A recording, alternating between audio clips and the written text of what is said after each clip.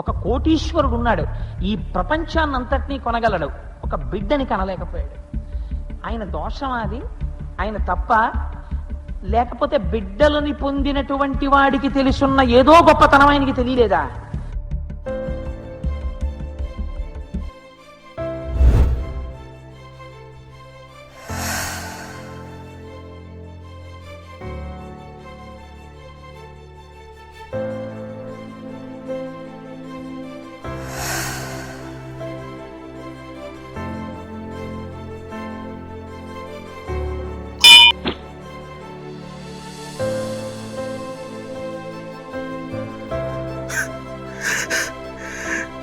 నాకు ఎలాగైనా సంతానం కలిగేలా చూడు తల్లి. నా రక్త సంబంధం కోసం నీకు రక్తాన్ని సమర్పిస్తున్నా అమ్మా.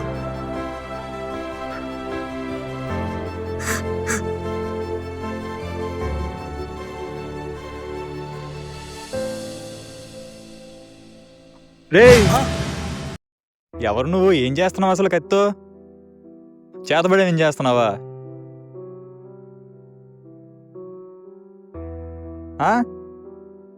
చేతబడి కాదు, మొక్కుబడి. ముక్కుబడా? ఎవరి సంకనాకి పోవాలని?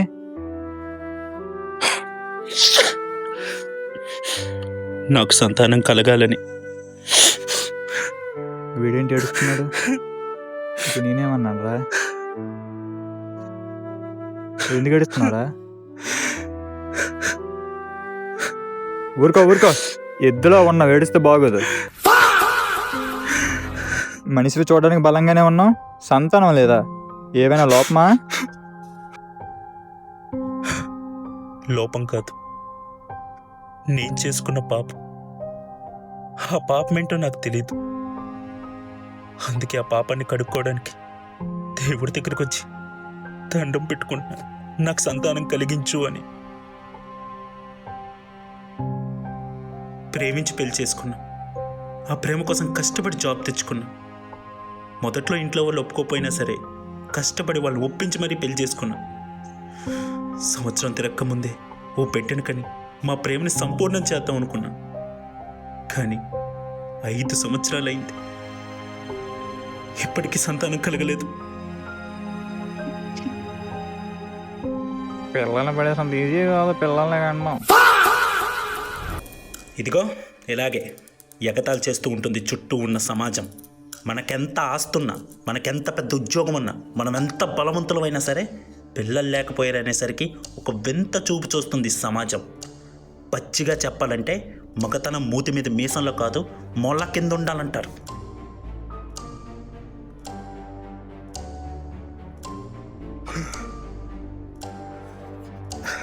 నీకు పుట్టబోయేవాడిని ఎత్తుకున్న తర్వాతే చనిపోతానని చెప్పిన మా నాన్నమ్మ కోరిక తీరకుండానే చనిపోయింది.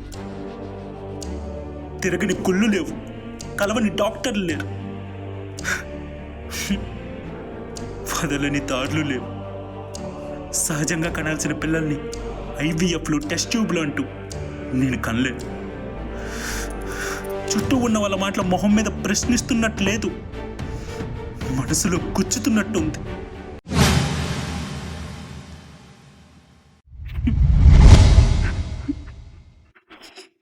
మనస్ఫూర్తిగా చెప్పు, నువ్వు ఏ తప్పు చేయలేదా? ఏ పాపము చేయలేదా? లేదు, చేయలేదు. అబద్ధాలు దాచి పూజించకూడదు, నిజాలే చెప్పు. నీలో ఉన్న అంతరాత్మకి నాకు తెలియదా నువ్వేం చేస్తున్నావో? భగవంతుడికి తెలియదా నువ్వేం చేస్తున్నావో? నువ్వు ఈ తప్పుడు పని చేయడం ఎందుకు?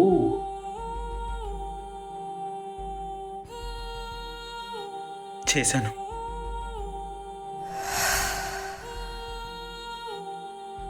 కాలేజ్ డేస్లో మేము చాలాసార్లు సుఖం కోసం కలిసాం, కానీ ప్రొటెక్షన్ యూజ్ చేసేవాళ్ళం. ఆ ఒక్కసారి మాత్రం ప్రొటెక్షన్ యూజ్ చేయకుండా కలిసాం. తర్వాత తనకి పీరియడ్స్ రాలేదు. టెస్ట్ చేయించాక తెలిసింది తను ప్రెగ్నెంట్ అని.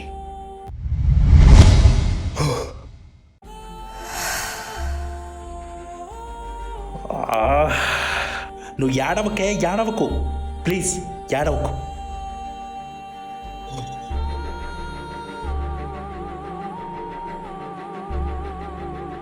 నేను చెప్పేది క్లారిటీగా విను. ఆ? మీ ఇంట్లో వాళ్ళకి ఈ విషయం తెలియకుండా ఉండాలంటే మనకు ఒకటే ఆప్షన్, అబార్షన్ చేయించేద్దాం. అబార్షణ? అలా ఒక ప్రాణాన్ని చంపేయడం తప్పు కదా? తప్పే, కానీ తప్పదు. మనం తప్పు చేసాం, దాన్ని సరిదిద్దుకోవడానికి ఈ తప్పు చేయడంలో తప్పే లేదు. మనం ఆ తర్వాత ఎలాగైనా పెళ్లి చేసుకుంటాం కదా, అప్పుడు పిల్లల్ని కంటాం. బట్ ఇప్పుడు మాత్రం మనకు అబార్షన్ ఒక్కటే దారి. అంటే సుఖం కోసం కలిసి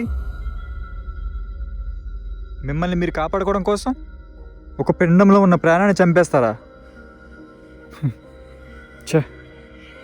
అప్పుడంటే తెలిసి తెలియక ఏం చెయ్యాలో తెలియక తీసుకున్న నిర్ణయం. ఆ పాపమే మిమ్మల్ని వెంటాడుతుంది.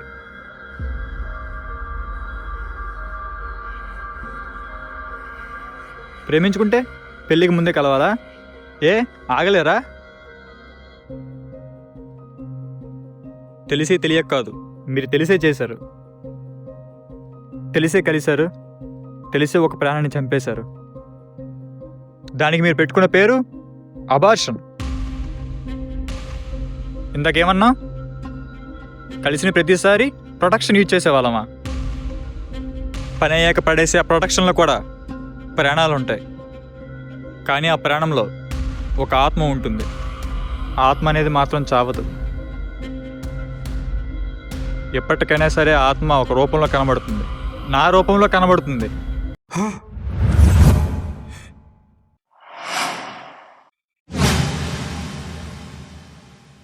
అబార్షన్ చేయించేద్దాం. ఇప్పుడు నువ్వు చంపిన ఆత్మ నా శరీరాన్ని వాడుకుంది. ఎవడైనా ఎప్పటికైనా చేసిన పాపాలకి ఫలితం ఎదుర్కోవాల్సిందే. పొంగుతుంది కదా అని అస్తప్రయోగాలు చేసుకుంటారు, పొంగు మీద ఉన్నాం కదా అని కడుపులు చేసుకుంటారు, మళ్ళీ మీరే తీయించుకుంటారు. అందులో ఉన్న ప్రాణాల గురించి మీకు అనవసరం. మీరు స్పాయిల్ చేస్తున్న ప్రతి చుక్కలో రేపు మీ భవిష్యత్తుని నిర్ణయించే జీవితం ఉంటుందని మర్చిపోవద్దు.